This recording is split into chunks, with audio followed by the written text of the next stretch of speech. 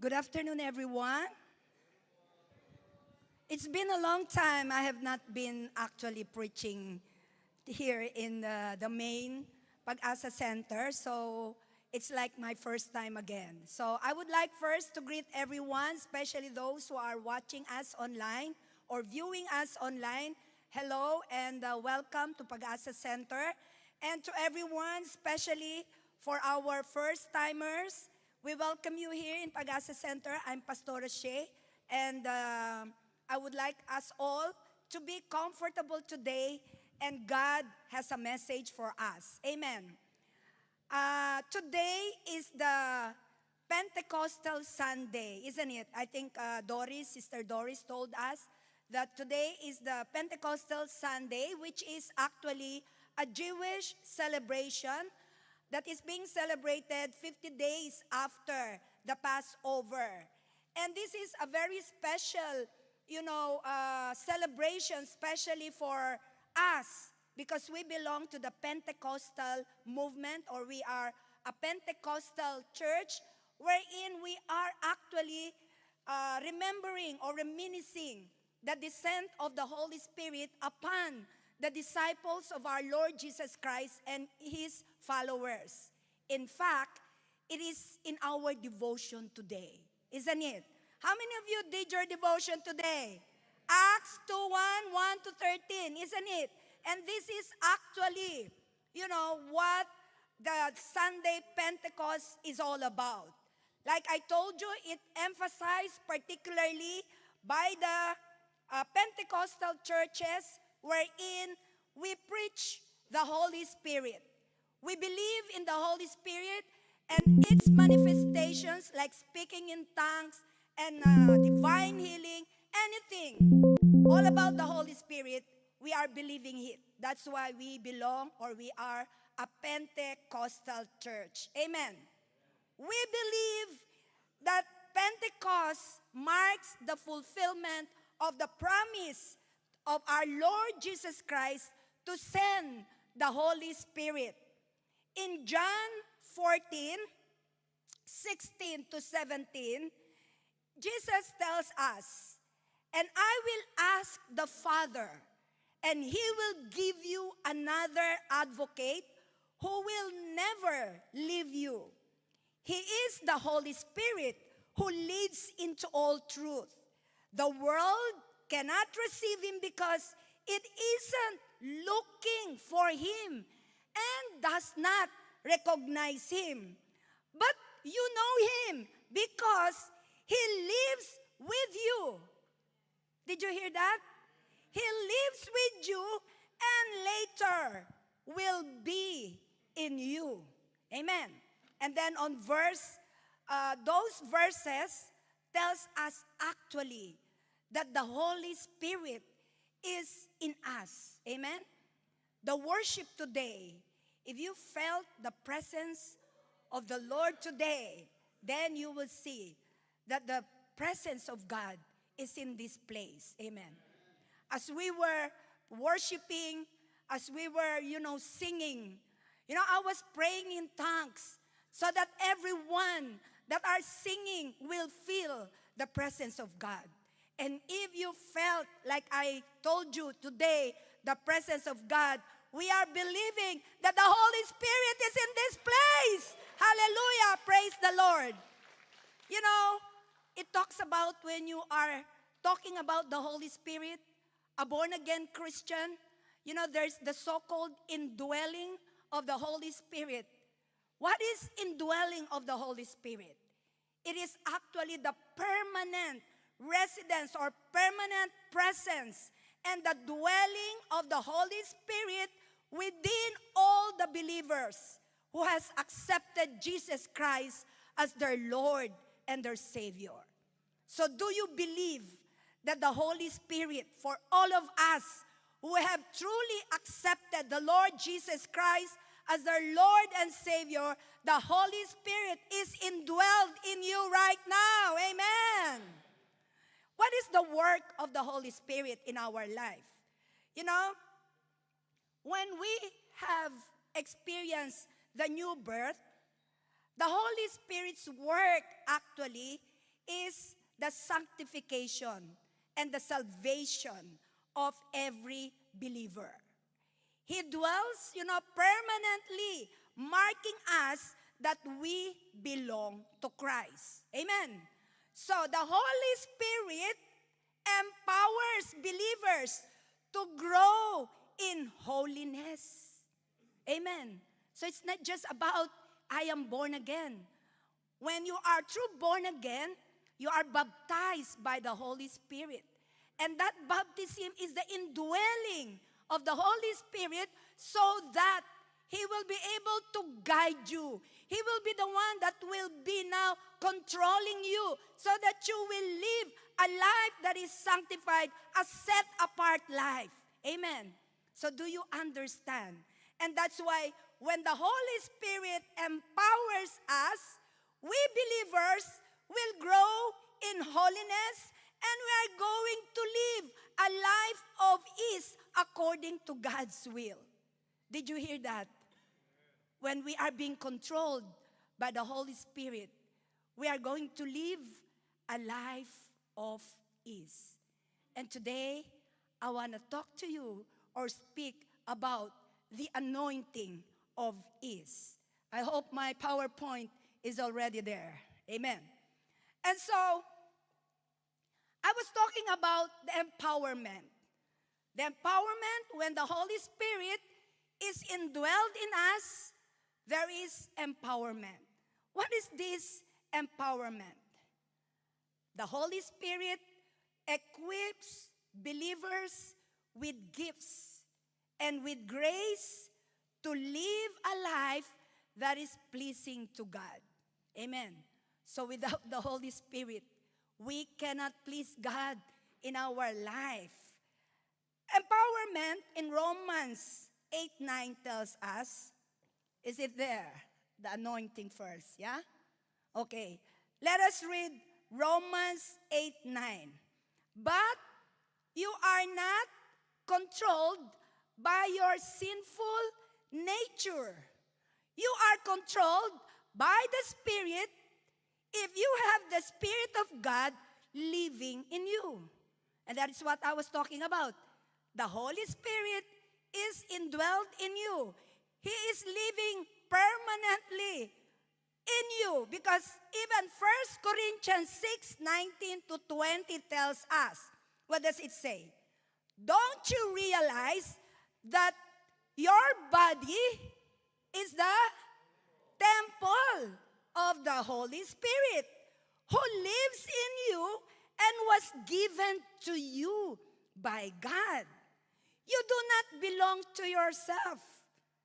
For God bought you with a high price, so you must honor God with your body. Are we honoring God with our body? We do not abuse our body. That's why we have to look beautiful and ganda and pogi. Because we are the temple of the Holy Spirit. When God is indwelled in you, don't you look beautiful? Don't you look pogi? And that is what it says in 1 Corinthians 6:19 and 20. And even Ephesians 1:13-14. What does Paul tells us? And now, you Gentiles have also heard the truth. We are the Gentiles who heard the truth, isn't it? The good news that God saves you. We heard the good news, isn't it? We know what the good news is all about. And when you believed in Christ, He identified you as His own by giving you the Holy Spirit whom He promised long ago. Did you hear that? So it's very clear that really, we have been identified, that we belong to our Lord Jesus Christ or to God. We are being marked, we have been sealed, amen, by the Holy Spirit because He was promised to us. And then on verse 14, the Spirit is God's guarantee that He will give us the inheritance He promised. Wow. He's the guarantor. He will guarantee us that we are going to receive the inheritance that was promised to us. And that He has purchased us to be His own people. He did this so we would praise and glorify Him. Amen. So how many of us are living our life praising God and glorifying Him? So today, because it's Pentecostal Sunday, I'm going to talk about the favor, God's supernatural grace and blessings, which we call the anointing of ease. It's the anointing. How many of you know what is anointing of ease? Or this is your first time to hear it? Actually, you are experiencing it for those who are true, who are connected to our Lord Jesus Christ. You are actually experiencing this, anointing of ease. Zechariah 4:6. I think we know this one. I would like to read it in the New King James Version. This is the word of the Lord to Zerubbabel, not by might, nor by power, but by my Spirit, says the Lord. Did you get that? Not by our might, whatever power you have, even the kilikili power, it's nothing. It's only by the Spirit of God. Amen. And so, what is the anointing of ease I'm talking about? I have experienced this. That's why I want to share it to all of us. Yeah? What is the anointing of ease? This is the spiritual enablement from God that will allow us to achieve tasks with ease. Meaning to say, minimal effort and struggle, while others find the same task difficult. While they are struggling, you are enjoying. While they are enduring, you are enjoying. This is God's supernatural grace and favor that make things lighter, easy, and simpler. Today, while I was trying to wear my OOTD, I was looking for a safety pin.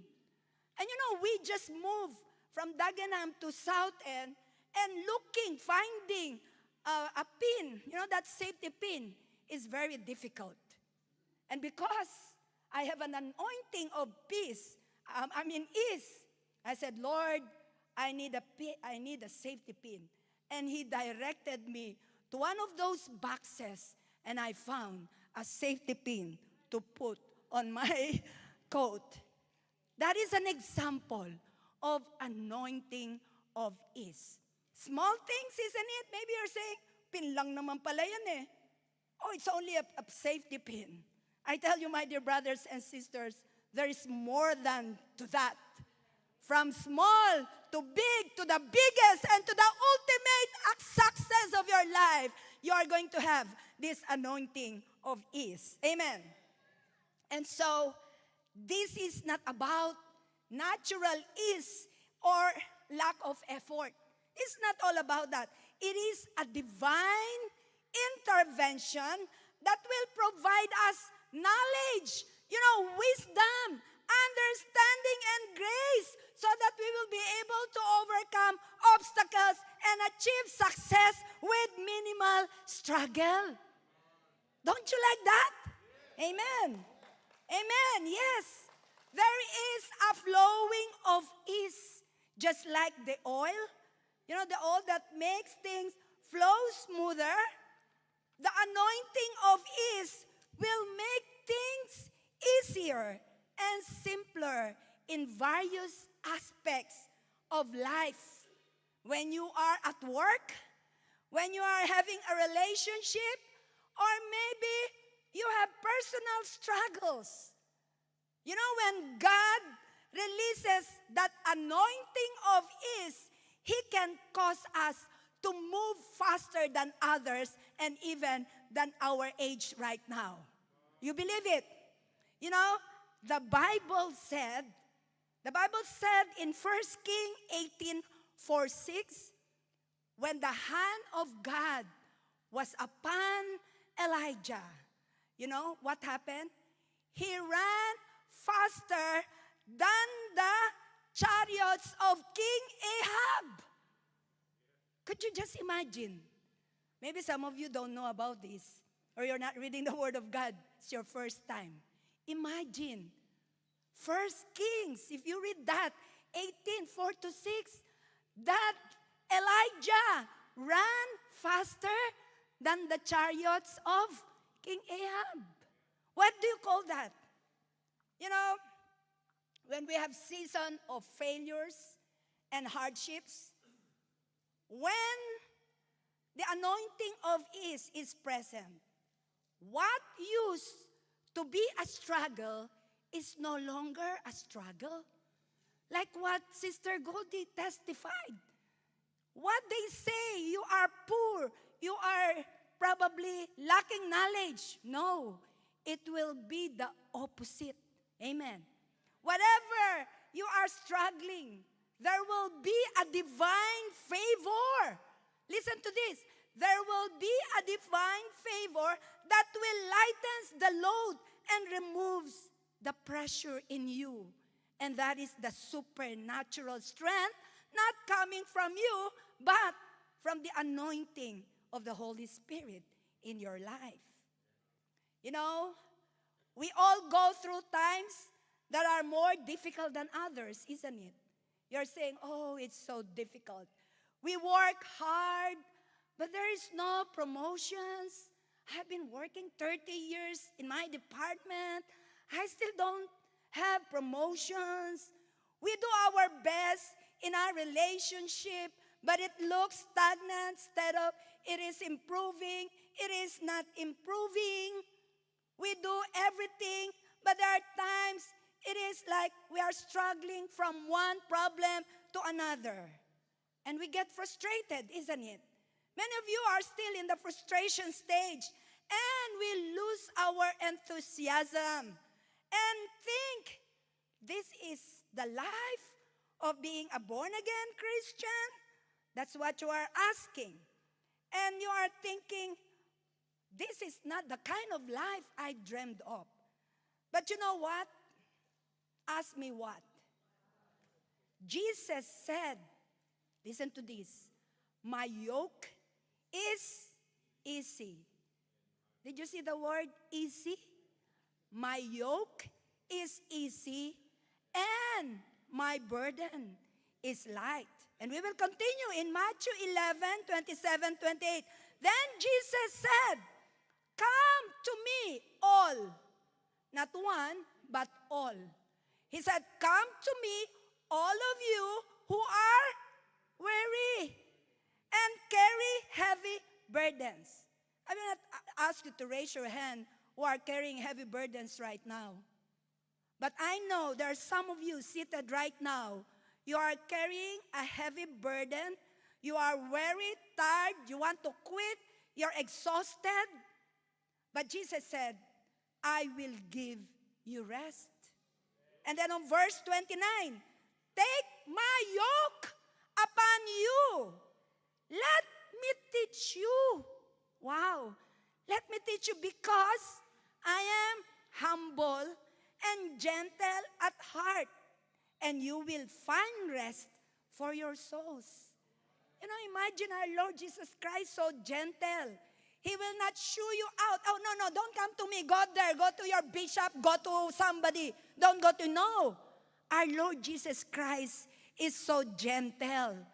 When I say, he said, because I am humble, you know, he is the God who created everything. But still, he accepts you and me. And to say that, come, all of us who are weary, who have a lot of problems, just come to him. Because he said in verse 30, for my yoke is easy to bear, and the burden I give you is light. Do you believe this? Amen. Yes? Therefore, the anointing of ease is coming in your life. The anointing of ease is here. Yes, we may all go through season of fails and drawback, but it's not our lasting destiny. Amen.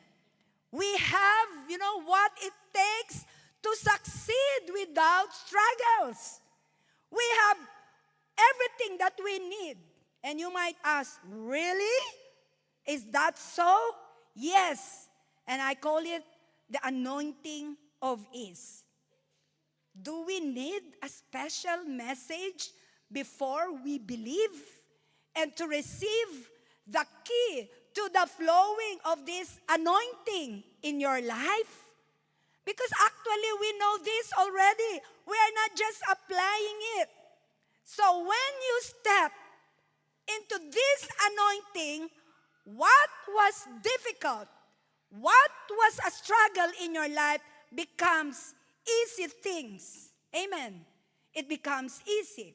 It's no longer a struggle anymore. There is a supernatural grace, a favor that lightens the load, and it will take the pressure off from us. And of course, the scripture gave us a lot of description that God is going before us and making our crooked place, path straight and our rough places smooth. Do you believe it? When the anointing of ease step into my work, what I couldn't make happen on my own during the time I was working, God made it happen for me. I know you have also this kind of testimonies, when God is working in your life, you're going to experience, like I told you, the anointing of ease. The difficult, pressure, toxic shifts, God stepped in for me. And He turned all those difficulty into a light work for me, a light load for me. I became in charge of a department wherein it didn't give me any problem. My colleagues were telling me, "You're doing too much. Why don't you complain? You're only band 6. You are doing a band 7 and 8 work." You know why I wasn't complaining? Because I have the anointing of ease. My work was so easy for me. When I retired, Geraldine knows that. How many did they replace me in that department? 4? 4 staff nurses with a higher band than me, because they were not able to see that I was doing my work with an anointing of ease from the Lord. Amen. Hallelujah. Praise the Lord. It is very important that when you are in Christ, the presence of the Lord will work in you. It may have been difficult in the past, but God made life easier for me. I was in the Philippines a week ago with Pastor Allen. We were doing a grocery. And I was looking at him, thinking, what was he thinking? Because I was just, getting all those, putting them on the trolley. And I told him, "What are you thinking?" He said, "You're just putting all those stuff without looking how much." I had those during the past, I said. That when I buy milk for my children, I have to canvass which is the cheapest among all those groceries before I buy the 3 cans or the 3 boxes of milk. Isn't it? That is not an anointing of ease. It's an anointing of difficulty. You are checking, but when you are in the anointing of ease, it doesn't matter, because you know that God has given you that anointing because you have obeyed Him. So when you go grocery, you don't check how much you are. You're just putting stuff in your... Amen. Anointing of ease. We went to where did we go? Bogota? My heart desire is to buy a new bag, but I know Pastor Doc will not allow me. But I have an anointing of ease. Sister Marie was with me. She's not here. And she brought me to the Gucci bag. She said, Pastora, you choose whatever you want. Imagine, I call those anointing of ease. Amen. How many times when we go holiday, we don't pay for our hotel? We have different, hotels that we go. Why?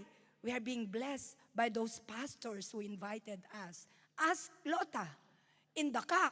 We didn't pay anything. A very expensive hotel. Why? Because we are experiencing the anointing of ease from the Lord. Hallelujah. Have you experienced that? We need to prepare ourselves for our anointing of ease. And it's on its way. Amen. You will see supernatural increase. You will see supernatural opportunities. You will see supernatural promotions.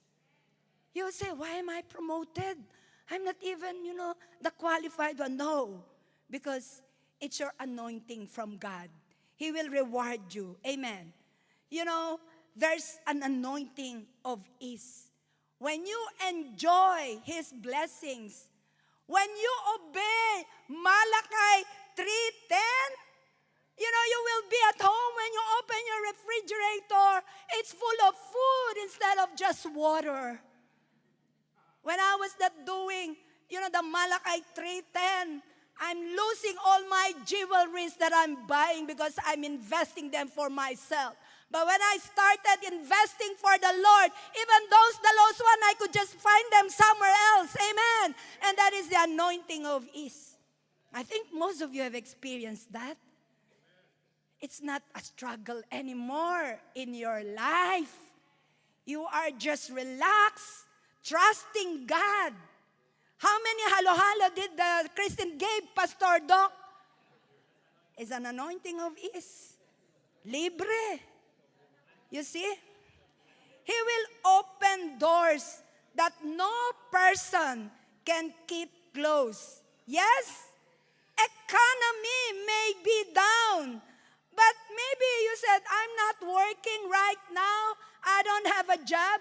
Or probably you are only receiving a small salary. Yes, economy, like I told you, may be down. You are not working. But God is our source. Amen. It's not the job. The job is not our source. Because anytime, God will take that job away from you. I was just talking to Jenny this afternoon. There's some people who are not here. You see those chairs? Why? Because they're investing their Sundays on this earth, that one day you're gonna lose that. But if you are here, praise the Lord for people who are seated here, because there is permanency in what you are doing. You are investing in the kingdom of God. One day, the one that you have worked for, you have worked hard, is going to fly away. Somebody will get it, especially our relatives. And then you lose. It's not win-win. Because if the message is so good for you to hear, you are working hard, you are struggling, while those people who want to invest in the Word of God are seated here and they're not struggling and they're enjoying the Word of God. Amen. Hallelujah. Praise the Lord. We will all look back in amazement and say, how did I reach this point? Isn't it? There's some of you, for a few months, you've been promoted so quick. Isn't it? So suddenly you find someone who is so handsome. And suddenly you have a nice car. Isn't it? What do you call those? It's an anointing of ease. I'm not gonna walk because God gave me a car. Isn't it? It's so beautiful, you know. What might have taken you a lifetime to accomplish will happen in a much shorter period because of His favor, His blessing, and His goodness. You may not probably realize that. And this is, of course, what I'm telling you, that this is the anointing of ease.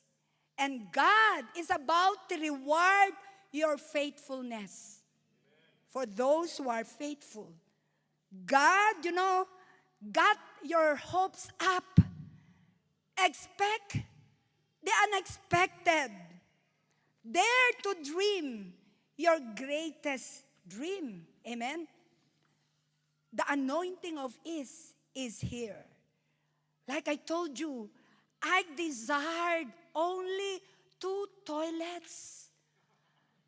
I prayed, Lord, we've been living in that house for more than 22 years with 1 toilet. All the people, pastors, relatives have been into that place and we have only using 1 toilet. And I prayed, Lord, 22 years na po. I thought you are giving me an ease of anointing. And exactly, not even a month, I prayed for that anointing of ease, desire, to have only 2 toilets.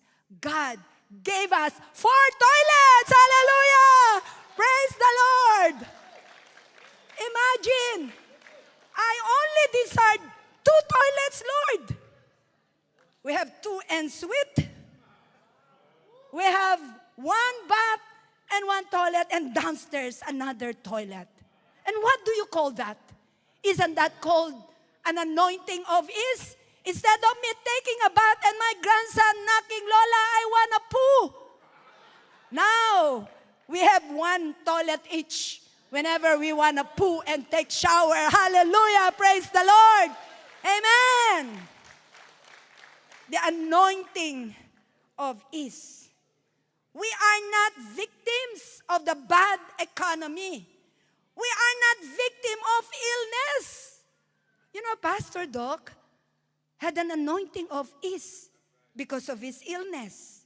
Every time we travel, it became so easy for us. We'll overtake everybody and we'll be the first one on the queue because of his illness. We have an anointing of ease. We are riding on a buggy and he is on a wheelchair. What do you call that? Isn't that not an anointing of ease? I tell you, God gives us a lot of surprises. Amen. God, you know, when we step into our anointing of ease, we won't feel any longer discouraged. Amen. We will not be disheartened. We will not be low in spirit, but we will rejoice, delight in faith, hope, amen, and expectations. God will show up and make our crooked places straight. Do you expect God's anointing of ease in your life? Amen. Our life will not be a constant struggle anymore. When you go grocery, we will not struggle to that anymore. There will be hard times and challenges, yes, but let us not dwell on them because God has lined up to the right breaks, to the right opportunities and right people in our future. Hard times will end and give way to the best of our times. Amen? But the question is, how are we going to receive this anointing of ease in your life? There are steps, of course, because God is a God of justice. He's a God of reward. So we must know, how are we going to receive the anointing of the Holy Spirit, especially the anointing of ease. Number one, look at this. You must have a complete surrender of your life to Jesus Christ. Did you get that? Complete. It's not 50-50. You are not belonging to Satan 50% and to Jesus Christ 50%. It must be a complete surrender of your life to our Lord Jesus Christ. James 4:8-10. I'm reading from the New King James Version, but I don't know if this is the new NLT. Okay. So I told it's New King James, so let's read in the NLT. Complete surrender of your life to Jesus Christ. It tells us, James tells us, come close to God, and God will come close to you. Wash your hands, you sinners. Purify your hearts, for your loyalty is divided between God and the world. Let there be tears for what you have done. Let there be sorrow and deep grief. Let there be sadness instead of laughter and gloom instead of joy. Humble yourselves before the Lord, and He will lift you up in honor. What does that verse tell us? It tells us about the importance of drawing to God. Amen. We have to draw near to God, and we must acknowledge our sin. Amen. And we must repent of those sins. And we should seek humility. God, will reciprocate by drawing near. It is an MU, mutual relationship. It's not one-sided. It's a two-sided. You must draw near to Him so that He will be able to draw near to you. Amen. So that is what it tells us. Acknowledge and express sorrow for our sins. Yeah? We must do that. That is what James is telling us. He's advising us. Not always you are saying you have repented, but every night you're on the wild party, dancing and all that. Yeah? And that's why it tells us this calls for repentance and a change of heart. Amen. It is a change of heart. And that's why humility, God wants us to be humble. It is the prerequisite of our Lord so that we will be exalted. Amen. We must recognize our own worthlessness and dependence on Him. And the Bible tells us, or the Scripture tells us, God will lift those who humble before Him. Amen. And this is God offering us a promise of encouragement and help. And this is called the anointing of ease. Amen. He's going to help you. And that's why the Holy Spirit, when we got born again, the regeneration, the new life, 2 Corinthians 5:17, the old has gone and the new has come. And that is what it means when the Holy Spirit is indwelled in you. How will you have an anointing of ease when the Holy Spirit is not indwelled in you? You must have the indwelling of the Holy Spirit in you. Did you understand that one? That is a very important aspect or point that we need to complete surrender our life to our Lord Jesus Christ to receive the anointing of ease. Number 2, be a lover of the Word of God. You are not just a reader, but lover. Yeah, when I say lover, the more one who reads and who knows the Word of God, the more we can love and appreciate Him, isn't it? Because if you do not read the Word of God, you do not know anything about God, how are you going to love Him more and more? Do you know that the sign of anointed person are those people who are lover of the Word of God? They have a strong faith and a deep understanding of the Scripture. Why? Because They are reading the Word of God. Amen. God anointed us when we accepted Jesus Christ as Lord and Savior. The Holy Spirit, like I told you before, He equipped us with new abilities at the new birth. And that's why I told you the old is gone. Jesus doesn't anymore look at our past. He doesn't see you anymore as a liar. He doesn't see you anymore as a cheater. He doesn't see you anymore as you are marites. He doesn't see you anymore as a rebel. Because old things passed away and all things become new. You know, despite receiving the anointing as new Christians, we must put the effort to grow it. Did you get that? We must put effort so that we will be able to grow in the grace and knowledge of our Lord Jesus Christ. And to grow is to cultivate a love of God's Word. Do you love God's Word? We should read it. We should memorize it. We should meditate and apply it to our daily life so that you will receive the anointing of ease. How will God or the Holy Spirit, bless you, give you easy even if you're only looking for a pin when you did not do your devotion this morning? I did my devotion. That's why God gave me an anointing of ease, looking for a pin. Even I told you when I'm looking for something so difficult, but it makes it easy because the Holy Spirit is indwelled and He guides me where it is. How many times I lost keys, but He reminds me they're in your pocket. What do you call that? I am not, like a buwang, just thinking, but I know it's the Holy Spirit. Amen. Psalm 1:1-2, it reads, "Oh, the joys of those who do not follow the advice of the wicked, or stand around with sinners, or join in with mockers." Verse 2, I love this. "But they delight in the law of the Lord, meditating on it day and night."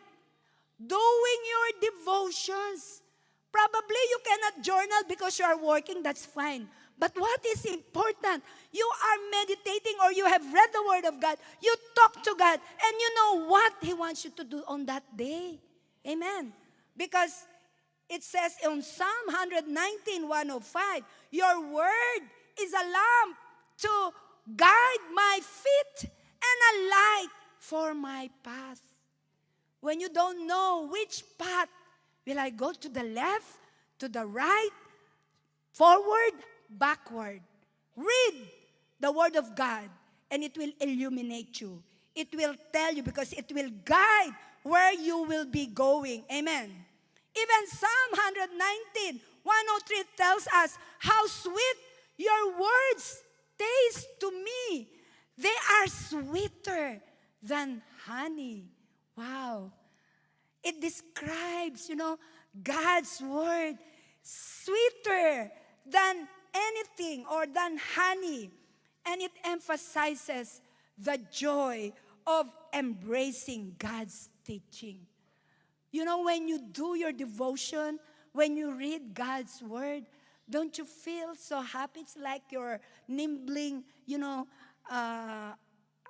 sweeties, like kisses, your favorite chocolates.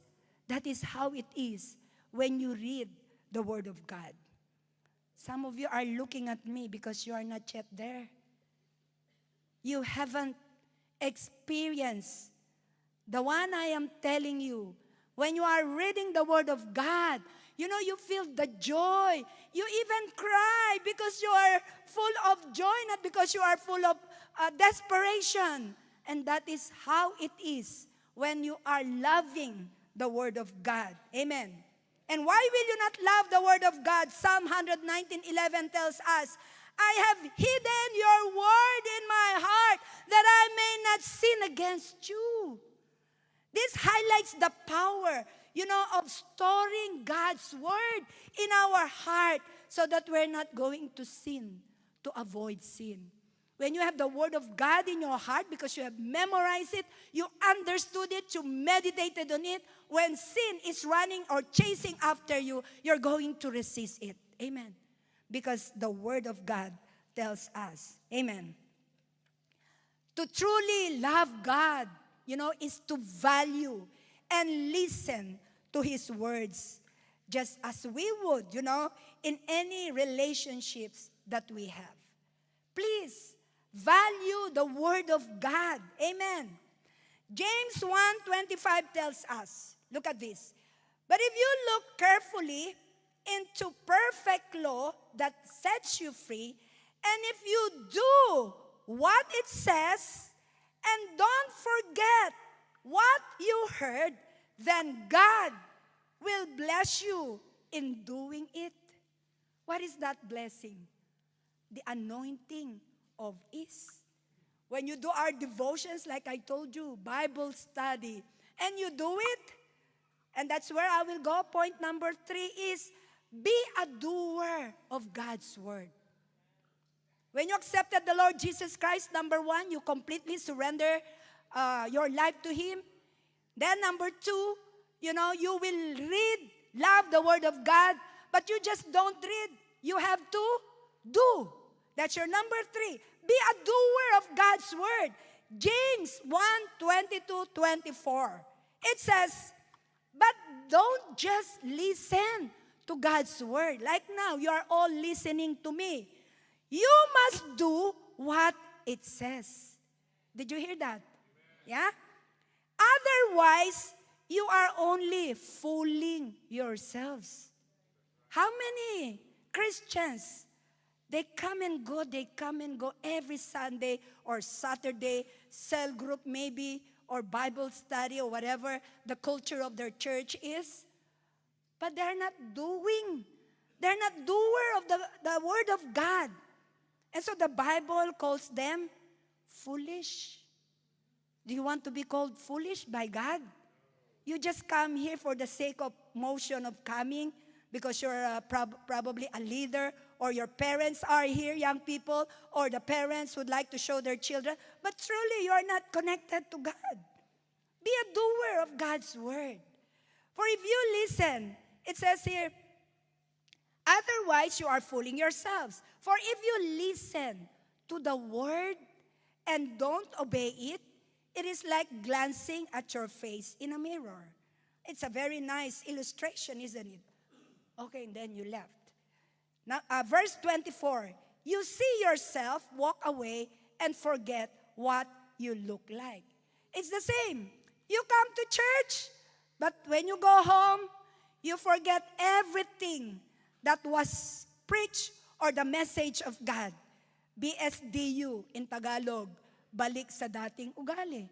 Because you're not doing what you have heard that day on the message of God. Amen?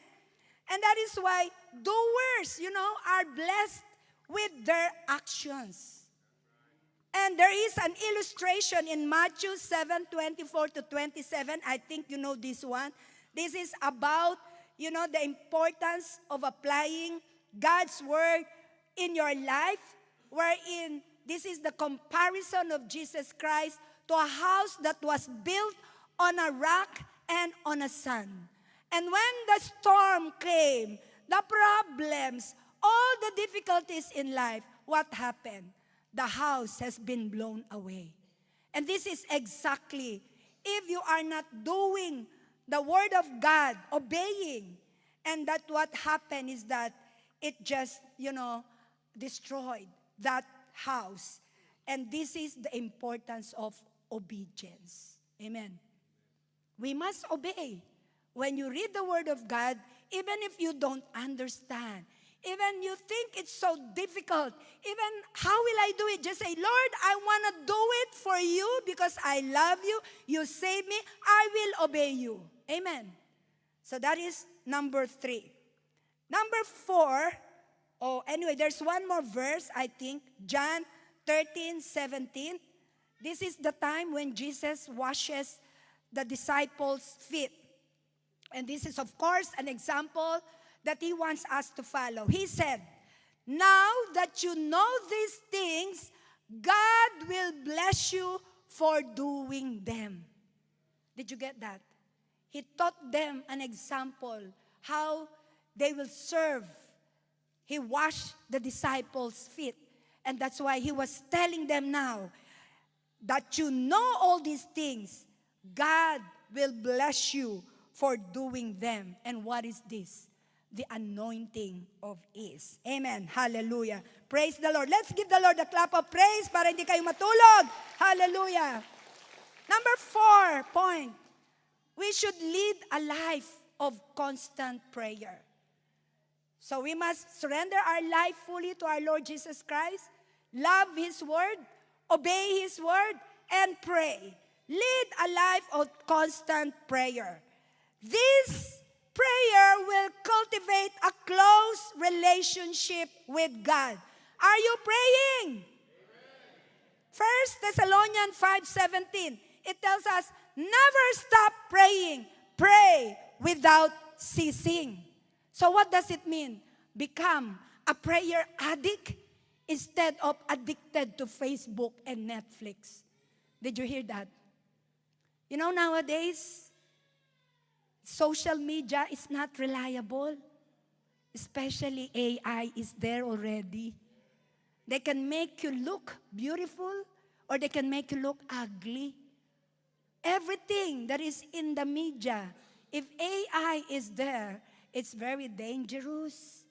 Why will you spend your time looking at all those viral, what they call all those streaming viral, that will make you, feel sad. Why is she so beautiful? Tangos ilong, ako pango. Bakit siya mayaman? Ako mahirap. Bakit siya ang daming kotse? I have only bicycle. That makes you, very lonely and desperate. Why soak into these meaningless things in life? Why don't you soak in prayer? Amen. That is why it encourages us to maintain a constant and persistent relationship with God through prayer. Because prayer is talking to God. Amen. How will you cultivate a relationship when you don't talk to God? You have only autopilot talking. Thank you. It's like, hi. That's how we do it, isn't it? When you sleep, thank you, Lord. It's like you see someone there, hi. Those are at autopilot, I call them, without any really effort to do it. We should put an effort in talking to Him, which emphasizes the importance of continuous prayer as a spiritual discipline in our life. Amen.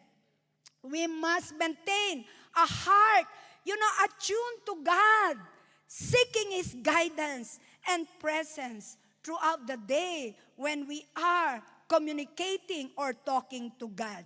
Amen. And that is why if we pray, we cannot fail. If we pray, we cannot fall.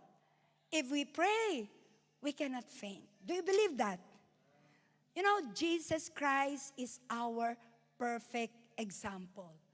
In the morning, He will isolate Himself to pray. And then even at night, He will also pray to the Father. Look at this, because we are on Pentecostal Sunday. Praying constantly, or continuously is one thing. But we must cultivate the habit of praying in tongues. Have you? It's like you're not in the mood to pray or to worship, but start. In tongues, you will see tears. I could experience when I'm praying in tongues, my tears are flowing. And I could feel the presence of God. I don't know if you have done later on, I will ask you to come and we will pray for you that you will be able also to pray in tongues. It will help us if we are unsure of what to pray for. Because praying in tongues is a language not of our own. It is a divine communication with God. Did you hear that? I was just praying while they were singing. And and tears were just flowing. And I saw some of you really soaked in the presence of God. Because we are praying, interceding for the Holy Spirit. Amen. Pray in language that is not our own. Because this is our divine communication with God. It helps us connect with God in a profound way. Amen. Praying in tongues, edifies. And it gives us strength. It is a way to build up, our individual spirit, providing strength and encouragement. You try that. Romans 8:26 tell us, and the Holy Spirit helps us in our weaknesses. For example, we don't know what God wants us to pray for. But the Holy Spirit prays for us with groaning that cannot be expressed in words. Amen. And number 5, I saw the kids coming. It's a signal I have to finish. Number 5, live a sanctified life. Did you get that? Live a sanctified life. Live a holy life. How God will give you anointing of ease if you are living in sin? Just live a holy life. Let us all strive to live a sanctified life, set apart. Amen. God, doesn't just want us to be manifesting His power. He wants us to show His nature in us. Amen.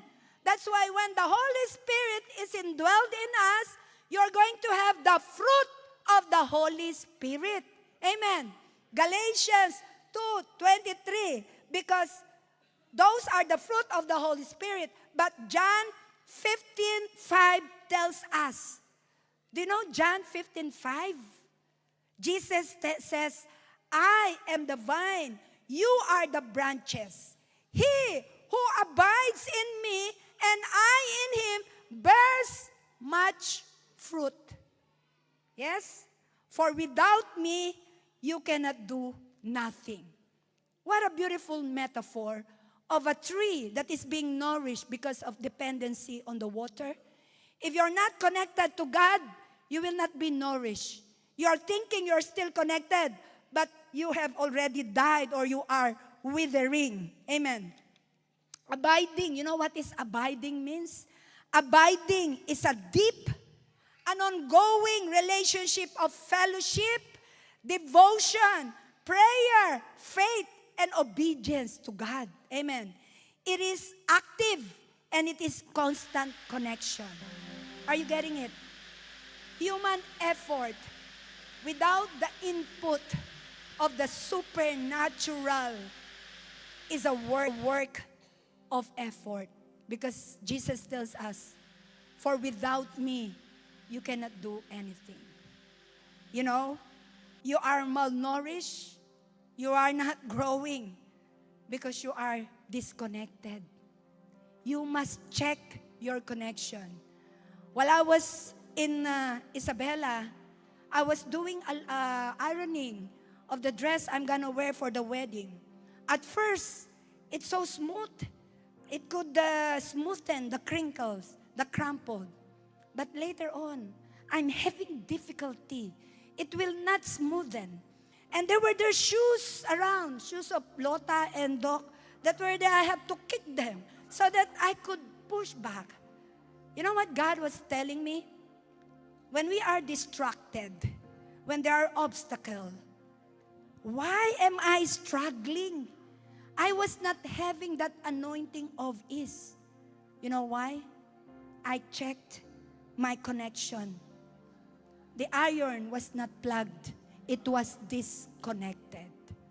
When we think you are still connected, check your connection. You might be doing a lot of things, struggling in life because you are disconnected from the main source.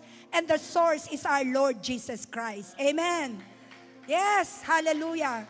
That is why Be sure you have the fruit of the Holy Spirit in you so that there will be an anointing of ease. If indeed you are connected to the one that makes things easy, we are going to enjoy the divine ease, the anointing of the Holy Spirit in our lives. Amen. Hallelujah. Praise the Lord. And I would like to conclude today. Seek the Holy Spirit more than the anointing. Acts 1:8 tells us that we will receive power of anointing of the Holy Spirit that comes upon us. It tells us, but you will receive power when the Holy Spirit comes upon you. And you will be my witnesses, telling people about me everywhere. Do you know what it means? You don't have the anointing of ease. That's why you cannot bring your own family, your husband, your wife, your children, and those people that you would like to bring to Christ because you don't have the anointing of ease. And so today, my dear brothers and sisters, I am inviting you to come because, you have to thirst for God. You have to yearn for the Holy Spirit. We have to come and get ready. And so I'm inviting for those who want to receive the anointing of the Holy Spirit, the anointing of ease in your life. Come on, go to the front and we will pray for you. We're going to declare that God will anoint you with strength for the breakthrough. The anointing of ease will take place. Struggle will not be a struggle anymore. There will be supernatural favor, grace, and restored blessing. God is about to make your life easier. The weak will receive strength. God will bring out your purpose. The unqualified will be qualified. Receive complete surrender your life to Jesus Christ. Love the Word of God. Do the Word of God. Sanctify your life and live a holy life. Hallelujah. Yes, Father God in heaven, today we remember that the Holy Spirit descended upon your disciples. And it's the birthmark of the fulfillment of your promise, Lord Jesus Christ, that you are giving us the Holy Spirit. And today, Lord, it's the birthday of the Pentecostal churches. We are believing in the anointing of the Holy Spirit, that we will be empowered, oh God, in our lives. That if we do what we heard today, oh God, for those who have not surrendered their life completely, just say, Lord Jesus, I surrender my life to you completely. Forgive me for all the things that I have done, the things that I did not give you as my priority. And Lord, also, Lord, I pray that there will be breakthrough in their lives, oh God, as they will read your word, love your word. They will be doer of your word, oh God. That they will be set apart, be sanctified, oh God. And Lord, I pray that you anoint all these, your children, who are yearning, oh God, for the outpouring of the Holy Spirit, oh God. Lord, make life easier to them as they obey you, oh God, as they will do what you want them to do, Lord.